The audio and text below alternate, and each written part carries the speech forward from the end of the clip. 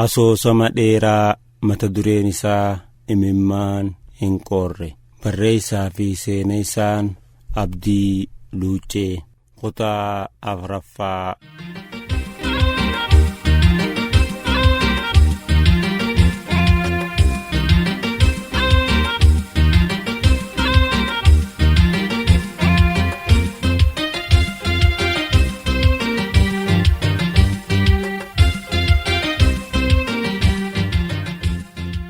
Mana barumsaa keenyatti ijoollee qabxii olaanaa fiduu danda'an jedhanii abdii irra kaa'an keessaa tokko ana ture. Hawwiinis na waliin qayyabachuuf jecha na jalaa hin baatu. Haalli koo tibbanaa waan ittiin tolleef maal akka ta'e hubachuuf gaafii natti heddummeessiti. Yoon itti hime ishee hin fayyadu. Roobni caamuun, sanyii fi sangaan qonnaa dhabamuun kan isheen hubachuu dandeettu miti. Qananii malee rakkoo argitee hin beektu. Abbaa fi haati ishee warra walii galuudha. Kophaa kophaatti hojjetanii ittiin galu. Intala quuftuu akkanaatti rakkoo isheen hin malle itti himuun maaliif barbaachise jedheen callise. Akkuma mana barumsaatti na argiteen osoo qo'achaa jiruu natti fiigdee callisuun koo itti hin tolle waan ta'eef dubbii isheetiifis dafee deebii hin laanne. Yoo rakkattees hin yaadin qarshii hamma ta'e siif kenna sagalee naan jettuun dhaga'e. Oolman ishee natti baay'ateera. Ammas qarshii naa kennuuf yaaduun ishee adda natti ta'e. Jechi ishee sammuu koo keessa na weerarse. Maal isheef godheet kan qarshii naaf kennitu jedheen yaaduu eegale.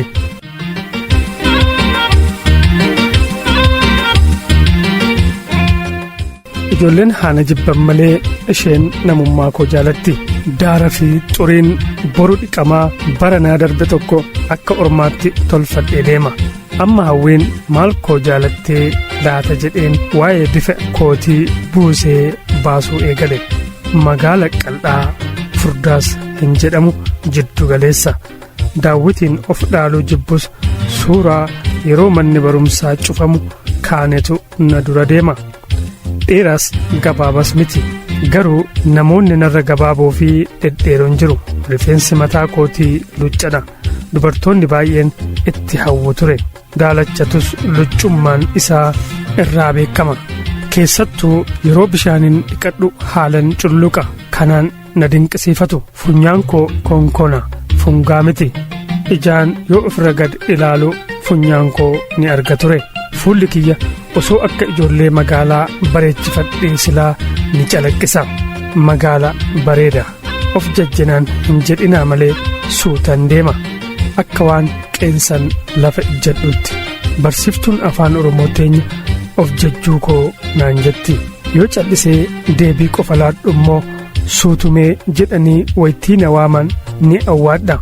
Mallaan fuula kootii rakkootu walitti cabse malee burtukaanni bilchoonsuun kiyyuma yoo jedhe dubartoonni natti hinaafu jedheen dhiise. Fakkaattiin koo ammas kan namaatiin adda ta'uu baatus ni bareeda ofiin jechuu barbaade. Hidhiin koo xiqqoodha wal na hanqattee hin beektu. Ilkaan koo naaf cufti. Addeenyi ilkaan kiyyaa cabbiidha. Rigaa mukaateen rigadha. Ilkaan koo kanneen jaalatan akka kolfu na kadhatu ture. Yeroo ijoollummaa kootti kaarroo qaba ofiin jedhus amma suuta keessa cufataa jirti malee ilkaan koo kaarruu yoon jedhe sobaa miti. Dhaabbiin koo akka warra ispoortii dalaguusan qajeeluu baatus anaaf ni gaha. Daalachinna koo jibban malee kan kootti warri hawwan hin dhabaman. Hawwiin maal koo jaalatteeti laata? Moo barnoota qofa akka waliin hojjannuuf jedheen osoo yaadan galaana daakuu na waamtee guduunfaa akka poostaa marame natti hiixattee deemte. Hanga isheen deemtutti banee ilaaluuf sardame. Maal ta'inna laata?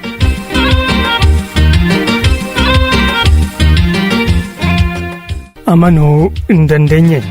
Qarshii 500 poostaa keessa jira.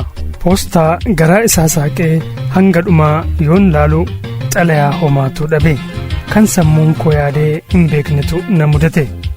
Gammachuudhaaf naasuu walii wallaalee maaliif qarshii hamma kana as keessa akka keesse na dhibe.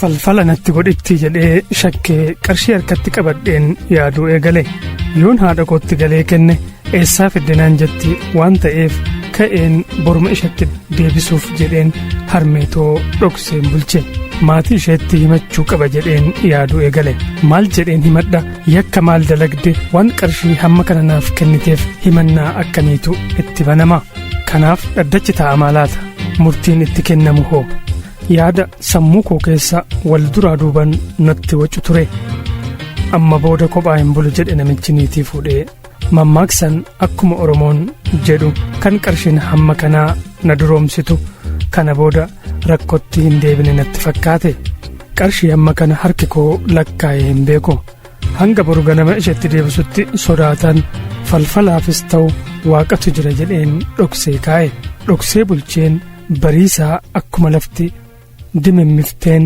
ashuuqii koo baratame sana korojotti naqadheen deemsa karaa dheeraa kan baradhe fixeensa keessa itti fufe.